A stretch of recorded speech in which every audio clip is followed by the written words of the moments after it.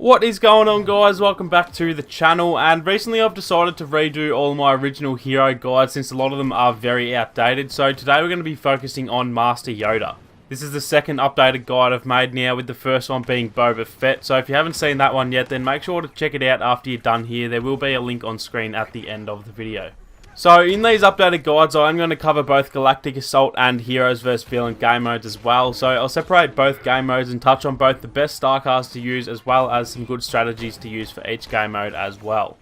Before I get stuck into that though, I'll just go over Yoda's HP and abilities so any newer players out there can get a good idea of how he plays. So he has a starting HP of 700, which is the second highest of all the light side heroes. And this combined with his small hitbox gives him a pretty big advantage when it comes to survivability. He does also have the ability to force jump like the rest of the Saber users, however he can't quite jump as high as the rest of them due to his size, so just keep that in mind when you're jumping across dangerous areas. In terms of his sprint speed, you'll find that he's pretty much exactly as fast as you'd expect. He sprints a fair bit faster than the regular troopers, but in terms of heroes, he's definitely not the fastest in the game. His dash did used to be pretty broken, but it was actually fixed in the latest patch, so you should use your dash whenever you need to get out of the way of an enemy attack. And this is just done by pressing the R3 button on PS4. Now, Yoda's weapon of choice is his iconic custom lightsaber, and despite the saber being a little smaller, it does still deal as much damage as Luke's saber. However, the swing speed is just a tiny bit slower. You'll also notice that he does a little jump animation each time he swings the saber, which can sometimes get you into a bit of trouble because it can be a bit hard to hit your enemies. If you do find yourself in a bit of strife, then make sure to use your block ability by holding L2. Yoda's block isn't quite the same as the rest of the saber users. He doesn't actually use the saber as a form of defense, but he actually uses the force similar to how we see in Attack of the Clones. So while we're touching on his block ability, I'll move on to his actual abilities, and I'd probably have to say that he has the most useful and well-rounded set of abilities of all characters in the game. His L1 ability is called Unleash, and this ties in directly to the block ability that I just mentioned. When you use the block ability and your enemies start firing at you, this will charge up the Unleash ability, and as it's charging, the area of effect will grow as well, meaning that you can hit more targets once the ability is fully charged. Once it is fully charged, just hit the L1 button and you'll unleash a really powerful force push that's going to deal a huge amount of damage to anyone in your way, and most of the time it will be an instant kill depending on which class your enemy is. Now, in saying that, you don't have to charge the ability to use it. However, when you use it uncharged, it's a lot less powerful and it won't result in a kill, even though it will still push the enemy back. It's definitely best to try and charge the ability before you use it. However, in a do or die situation, the uncharged ability can still be a real lifesaver. Moving on to his L1R1 ability, which is called Presence, and this pretty much just works as a health buff similar to the Officer's Battle Command. Anyone within the area of effect, including yourself, will be granted 200 HP bonus while the ability is active. Once the ability timer has ended, you'll still keep that added HP, but it will just slowly trickle all the way down to 700 HP again, but by then the ability will have cooled down, so you can just about walk around with 900 HP at all times. This is such a helpful ability for both Galactic Assault and the HVV modes, but I'll touch on the best time to use it once we get into the actual tips. The R1 ability is his dash strike ability, and this will send Yoda lunging forward while he swings his saber, and it deals a massive amount of damage as well. So not only does it help you gain ground quickly, it also allows you to take out an enemy or two at the same time. It's also really helpful for getting out of a tough situation. If you're under the pump, you can easily use this a few times to get out of the area before your enemies have a chance to react. So that's pretty much all of the base tips covered. Now we're going to move on to some Galactic Assault tips for Yoda. So I'm going to start off with the best star cards to use for Galactic Assault. Some of them are absolute must-have cards, but he does also have a few useless cards. So I'm just going to try and list the best 4 or 5 cards to use, and then you'll be able to choose which ones best suit your playstyle.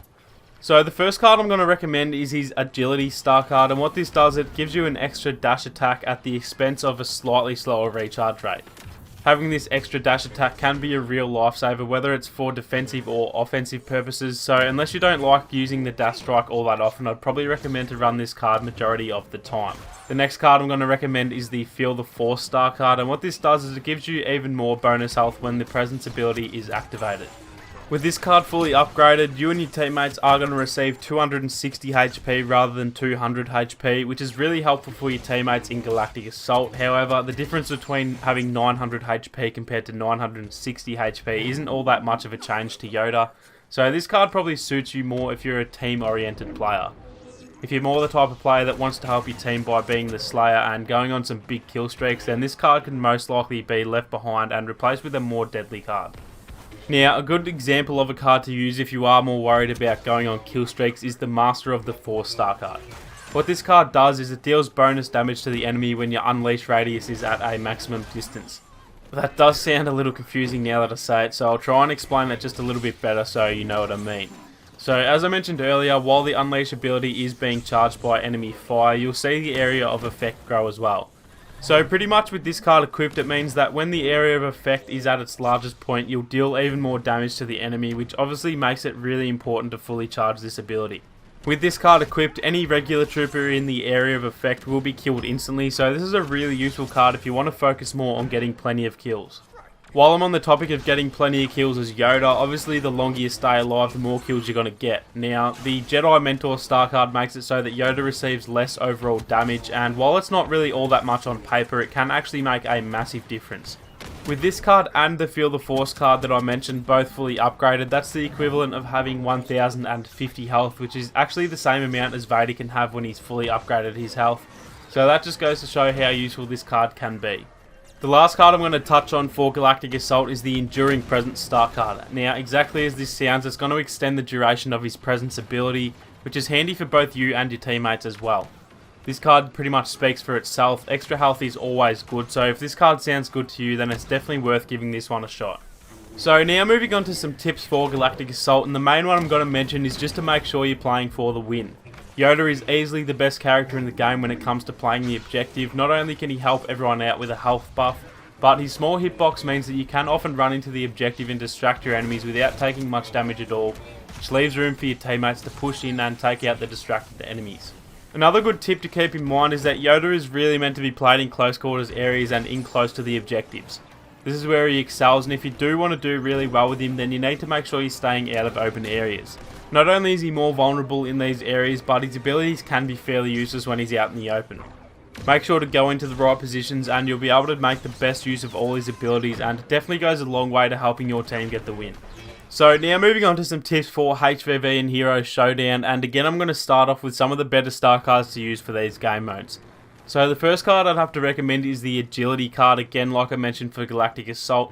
And as I said, this is as close as you'll get to having a must-have card, so I really recommend you use this card at all times. The next card that's also just about a must-have is the Opposing the Dark Side card.